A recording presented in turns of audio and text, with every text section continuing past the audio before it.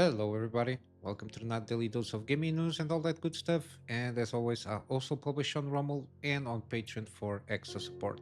Any kind of updates and the such usually go out on Twitter X platform. And yesterday, I was not at home basically all day. I reached like late at night, 10, 11 p.m.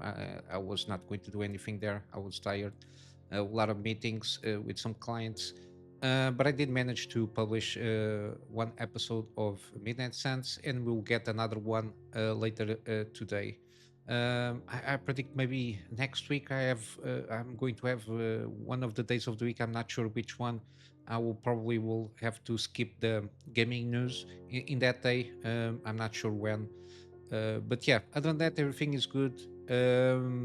And yeah, just a quick reminder that I have some completed gameplay series here. But yeah, let's go to the news.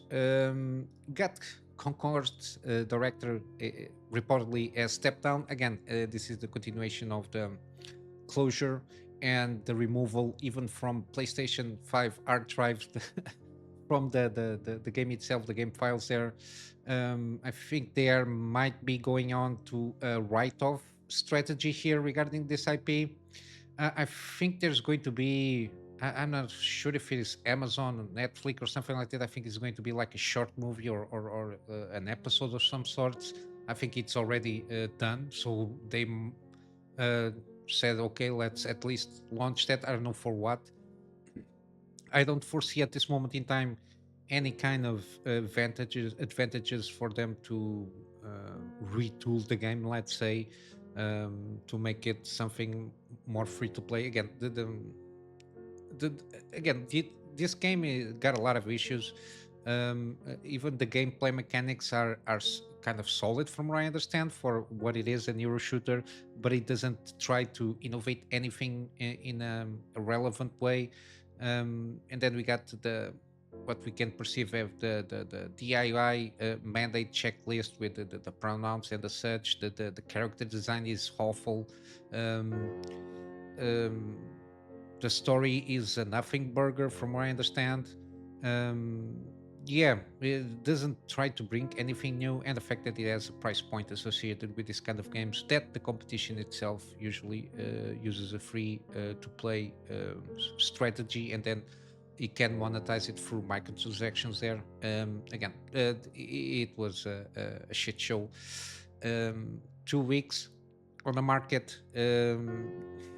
We got a lot of articles saying that Sony was not interested in this, in trying to I don't know, supporting this game. I don't know what they cannot. It's the only thing they know how to. They just throw out platitudes without going in details with the overall idea that they are throwing out there. Again, this game proven to be not good. And with that said, the market decided that the modern audience didn't exist for this game in this case. At least that is going to be some excuses there. But yeah, it's a shit show of a game.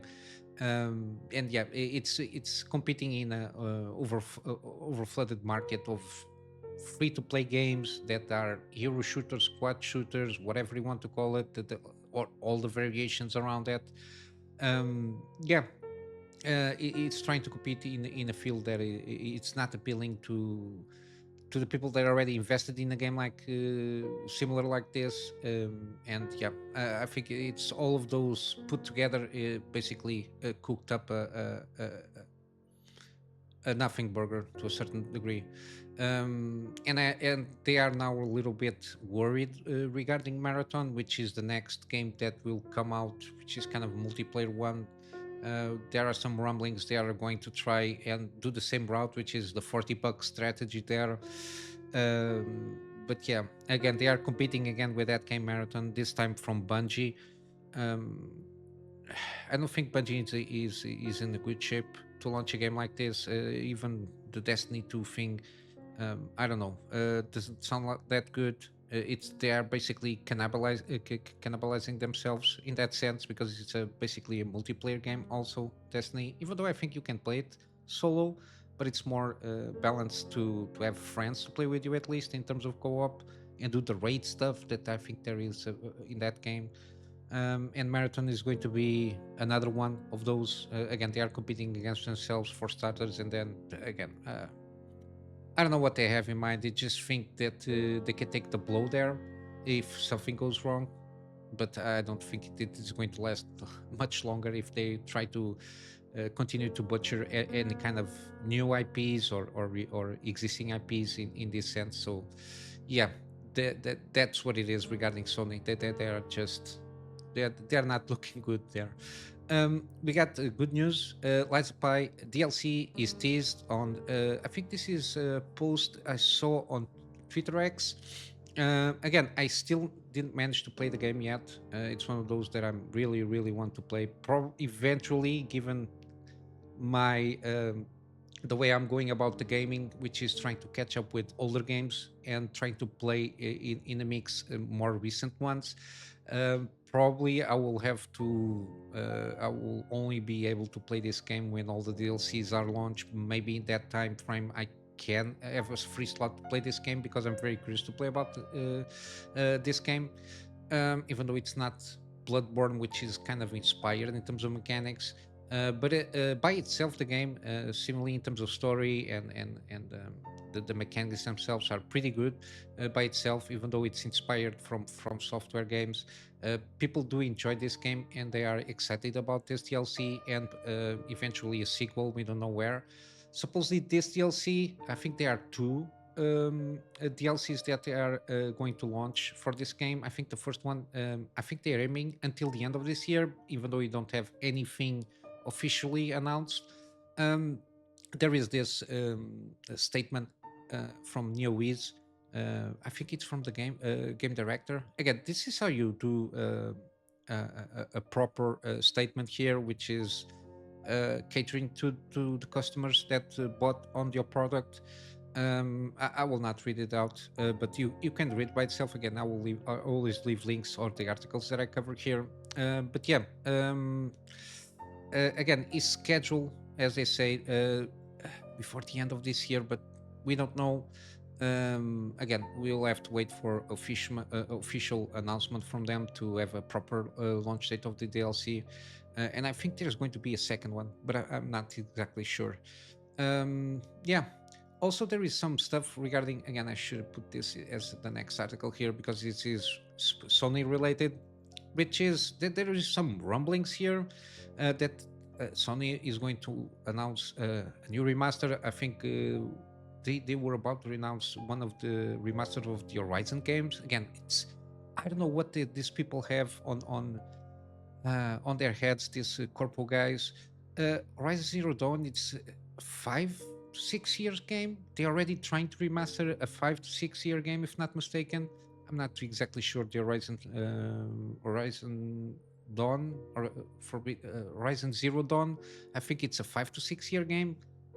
Again, because the game went good, they think that by announcing a remaster with some tweaks here and there, they will do the same kind of sales with less extra effort there. I don't know where their heads are. I don't know what kind of advice they are getting from this kind of people that take these decisions.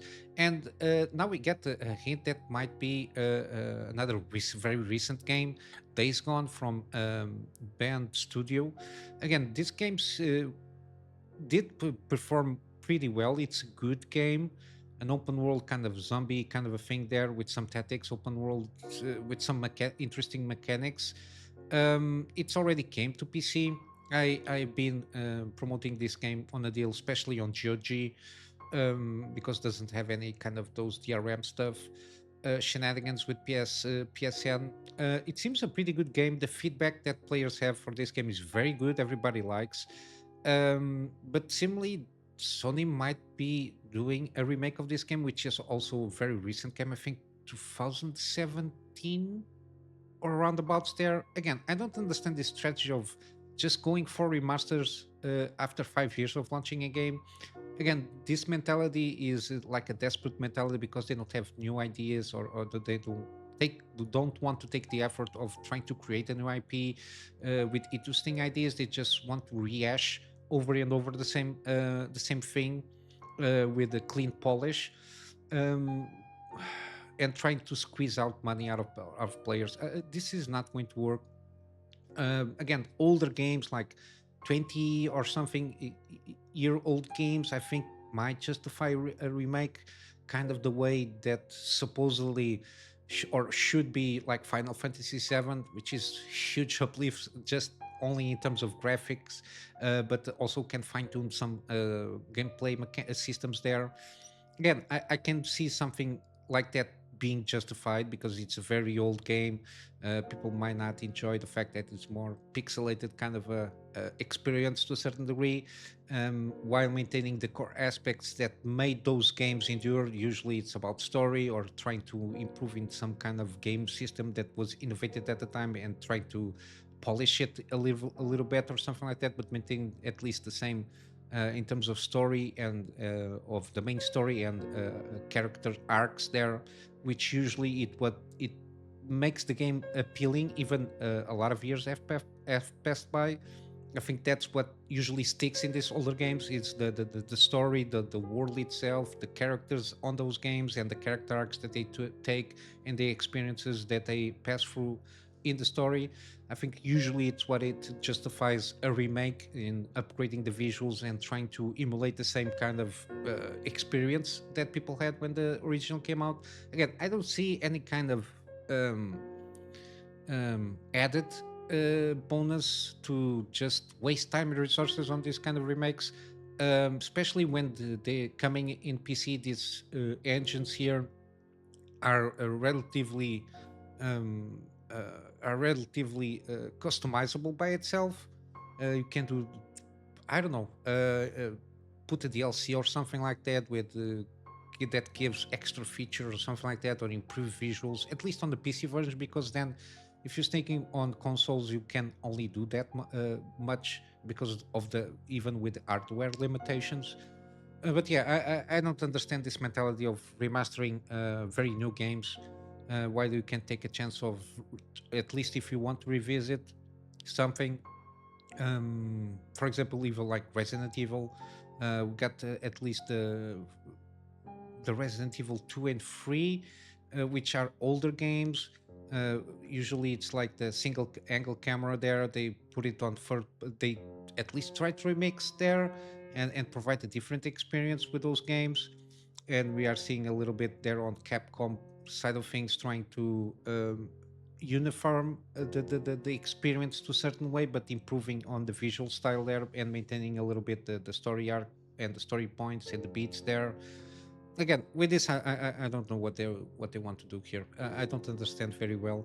Again, I understand in the sense they want to make more money without spending too much money on the product itself. But again, even not even the game director is very happy about this. It seems.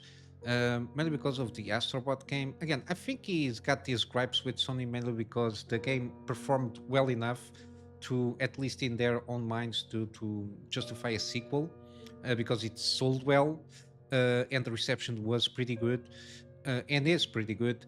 Again, they basically were mandated to working on a brand new IP that supposedly is going to feature online multiplayer, include some open world systems seen in Days Gone. I think Sony went for a few years now. I don't know, put multiplayer on everything in their own games, and the fact that the systems here on the Days Gone are pretty. They try to innovate in certain areas, especially with the zombie hordes, from what I understand. And I think they try to, okay, now just put a new coat of paint with a different IP and make it multiplayer so we can monetize. And I think the guy didn't was very happy because I think he had a story or a continuation of the story on these characters on this game here to continue for a sequel, and they didn't want to do the Sony corpus didn't want the creative director to go about that way. But yeah, let's see how this will unfold. Then we got also the buying off the Hi-Fi Rush studio, which is Tango Gameworks, from Krafton CEO.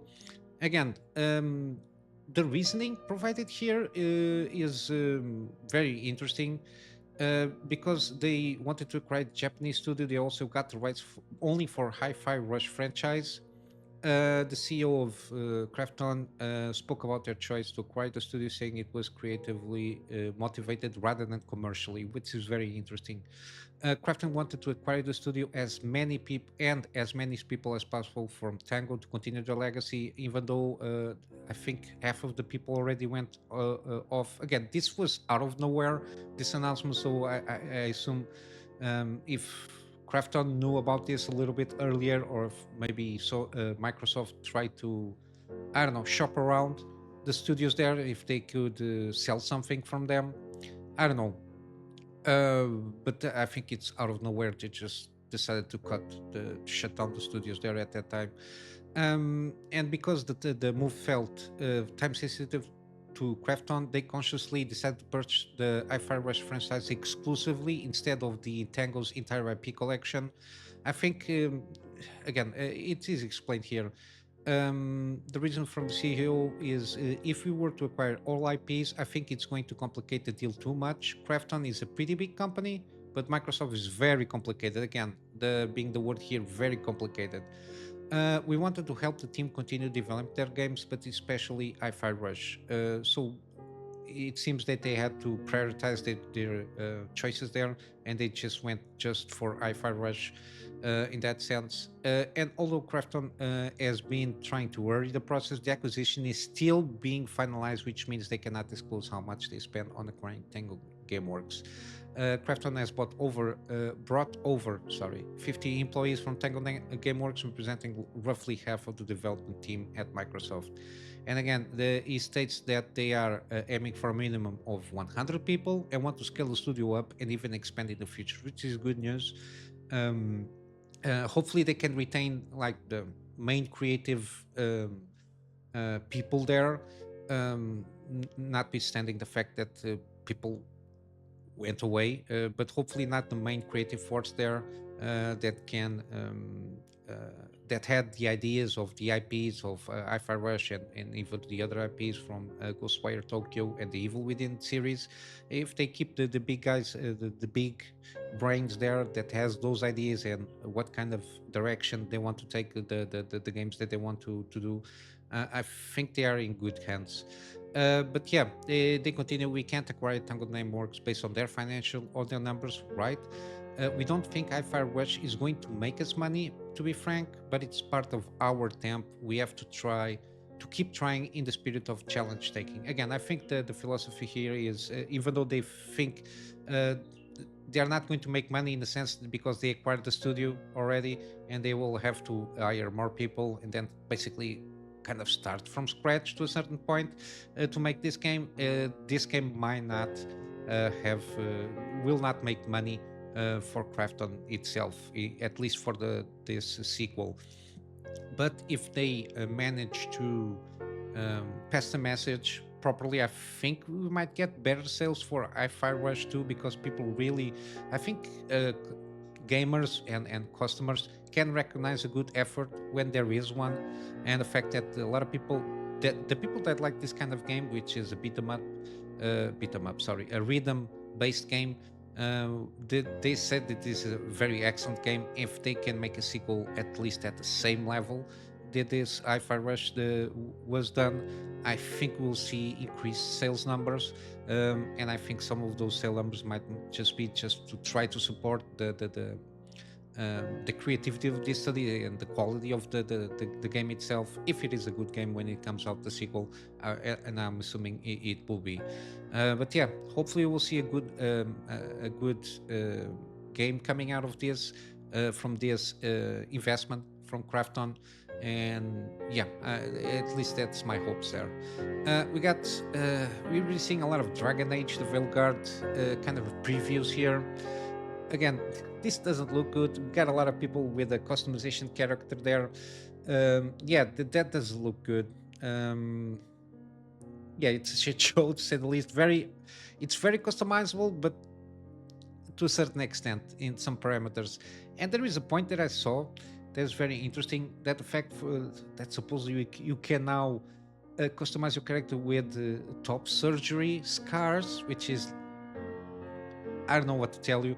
Again, even in the scars themselves, like battle scars and everything, I can understand, but those top surgery scars and weird shit like that, and you can have added like cellulite or something like I don't know. It's very weird. I didn't again. It's something that it's not too much for my taste per se, but it's interesting that a surgery scar is even it's not allowed.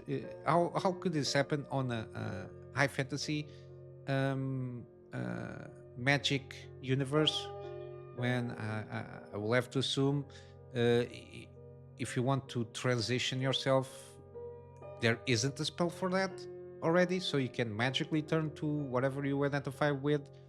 Um, yeah, it's a little bit contradictory there in a world that magic is used. You cannot magically um, and I think the character selection, you can't create a character for yourself. Why do you want to create a character that transitioned with surgery scars? That doesn't make a lot of logic. Again, it is trying to cater to some. I think it's part of the checklist of the acronym mafia. But yeah, other than that, my interest here is more about how good the game is as a game itself on the gameplay mechanics. Facts of Life has a kind of an article there, but they also made a video like around 10-15 minutes. Again, even though they are a little bit more positive after playing the game itself, they are very reticent in I don't know. It seems that there are a lot of decisions made in this game that doesn't make sense.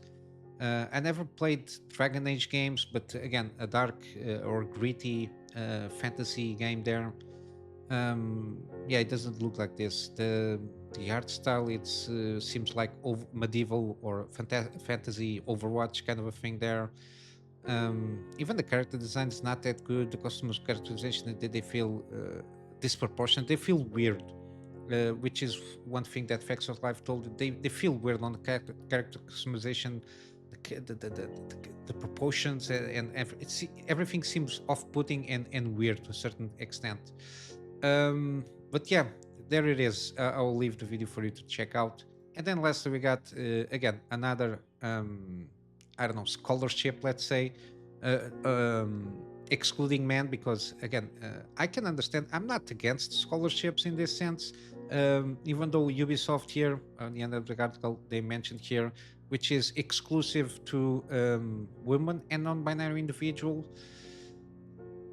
Why? Um, it's not protecting or trying to cater to underrepresented minorities wherever it is again, and this is for starters this is against at least in European countries and Western countries this is discriminatory um, programs and scholarships. You cannot do this according to the law because you're just discriminating against, in this case is going to be men, even though they leave their doors open either way for this acronym mafia.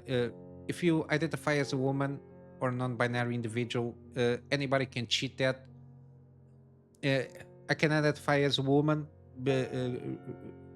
get the criteria, eligibility criteria. I enter. I said I identify as a woman because it's part of their only ideology. And after I take the course or whatever it is, take all the take a place of really a woman that might be a gender that is underrepresentative on the game development market there, which by itself can be another discussion of why it is, because usually these kind of technical jobs usually are more they're always attract more men than women when it is something with skills involved, with things instead of interacting with people. Usually caters more to men than women in overall sense of things, not all.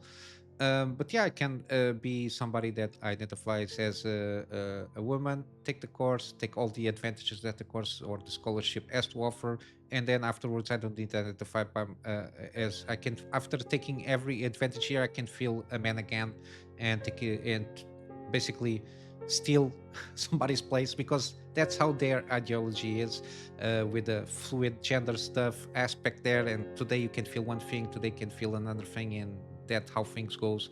But yeah, as I told, I was not feeling that good on the future of CD Projekt, since from some time now, and we got that thing with the menstrual program awards, or whatever they called, patting themselves in the back. They give paid menstrual leave to women in their own company. And again, they now are doing something similar to Ubisoft.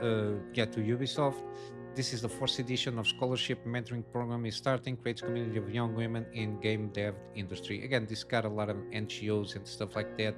They then try to go about and use some statistics here.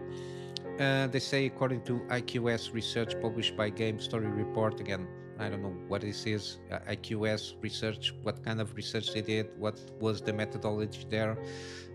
But they say there are 70 million gamers in Poland. Again, this is only one country demographic here. And then they said 47%, or around 80 millions, are women. Almost 2.3 million women declare that they play every day on a console or computer, and 22 of gamers said that gaming is their passion. However, among people working in game dev, women constitute only 20%. Again, the reasoning for this I don't understand, even taking account by the face value of these numbers. What's the fact that women's like to play games doesn't mean that automatically the players want to make games. It's kind of an assumption here, even though it can be 50-50 of players. People might just enjoy games instead of wanting to make games. Again, it's one of those things, but again, it's you can circle around and circle jerk around these kind of numbers any way you want. But yeah, most interesting thing is how what was the methodology of this research. Again, I think you can give a little bit more context of how they reached their numbers there. It was a self-reported thing there. If there was any kind of incentive of the people that were approached for the survey or study. Again, there is a lot of things that you can go about this, but yeah. Again, this program is aimed for high school students of all types, with particular emphasis on candidates from smaller towns. I think this is good. Usually, smaller towns, they are far away from these hubs. I think it's a good thing to, if people might be interested in this kind of things, but because of logistics or resources, they cannot able to, I don't know, throw themselves in a gaming dev community or gaming dev industry, for a different variety of factors. I think trying to support people from smaller towns or far away, distant places from the hubs that exist in the industry, I think it's a good idea. But again, if you're going to do a scholarship for women, I think you can focus also on men. Again, create safe spaces, let's say, on that sense. But yeah, this is not looking good, because again, they just flaunt around that this is going to again, they want to artificially level up, supposedly, or put the same in the same sense, 50%, 50-50 at least, regarding men and women in every kind of industry. Interestingly enough, I don't see them trying to push a 50-50 gender equality roles on lay breaking, garbage people, or garbage people, people that collect the garbage, or like work in infrastructure, or any kind of those works like the roofers that work on the roofs and the construction and all that jazz. I don't see them trying to uh, make make it gender equality in that sense. And even industries that are usually more catered to women, I don't see them trying to push gender equality on those fields for having more men there. Usually can get there on, for example, nurses, or even medicine, or anything like that. I don't see them trying to push anything to be to reach an equal level of the genders there. But yeah, it's only when it's interested, and I don't know, this I don't know, these people are completely mental. But yeah, this is not going to, again, I predicting before The Witcher, when The Witcher 4 comes, and I think Witcher Remake is going to come out first, I don't think this is going to fare well. Even though Witcher 3 is an excellent game, by all metrics, still it's an older game, and I even think Cyberpunk does an excellent job now of being a very good game. But I think all the next projects coming out of CD Projekt, I don't know, in terms of quality, I don't think they are that focused on quality of the products themselves. I think they are still trying to. They are now basically catering for the ESG checklist philosophy there. I think it's because they got a lot of injection of money, or some CEOs and higher ups there are incentivized to I don't know, take a little bit more bonuses there by the end of the year, instead of trying to focus on the quality of their own products. But yeah, we will see what's going to happen there. With that said, let's go for some gaming deals. We got a new turnaround of free games here for Epic Game Store. I think this one seems the most interesting out of the two, which is The Last Stand Aftermath. I think this kind of roguelike kind of a thing with zombie apocalypse mixed in, isometric view. It's kind of roguelike, so supposedly, from what I understand, you get infected and then you got I don't know, X amount of time to find a cure or something like that. Or I didn't understand very well the mechanics, the story there, the story hook there, but it's kind of a action roguelike kind of a game there. Seems interesting. It's free. In terms of feedback, as around 80% positive feedback, so I think it might be a good chance here. Again, it's for free. Um, you don't have anything to lose except a little bit time to see if it is something for you. But yeah, we'll leave the links in the description below. We got on Steam Bioshock the collection is still 80% off, so all the games there, plus the DLC. We got also Mass Effect Legendary Edition. Sorry, it's still a pretty good game. It's all the free games with all the DLC associated, with some remastered visuals, let's say. So it's remastered 4K Ultra HD. Again, still a good trilogy. Um, and it's cheap here. It's $9 for the free games and all the weapons, and all the stuff there. We got still Arkham Collection, the Batman Arkham Collection, so the trilogy plus the season pass for Arkham Knight, 85% off. We got also Resident Evil franchise. Is all games are on sale. I will leave all the Resident Evil games there for you to complete your collection. We got also Nier Replicant. This is the remastered version, 60% off. The same thing for Nier Automata Game of the Year Edition, 60% off. Then we got Cyberpunk, entered on sale. Again, the way to go supposedly it's Ultimate Edition. It's got the Phantom Liberty DLC and is 45% off. We got also Dragma's Dogma 2. Got a recent patch there. I think it's a little bit better in a lot of areas, but yeah, I still need to check the Digital Foundry analysis in what was improved, if anything. But yeah, it's on sale. But you can always download the character creator and storage. I think at least very interesting, the character creation here on Darkness Dogma 2. Then we got Pacific Drive, 40% off on the deluxe edition. They launch a new DLC or content, which is this one, Anomalous Customization Pack. And they got a lot of more options for you to do the game there. They launch a lot of customization things that you can do and tweaks on the gameplay there. And then lastly, we got Lies of Pi. Again, we talked this earlier.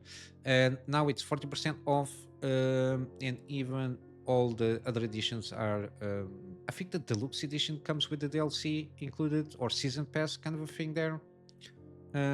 Yeah, I think it is deluxe upgrade. The venture. I'm not sure. Hmm.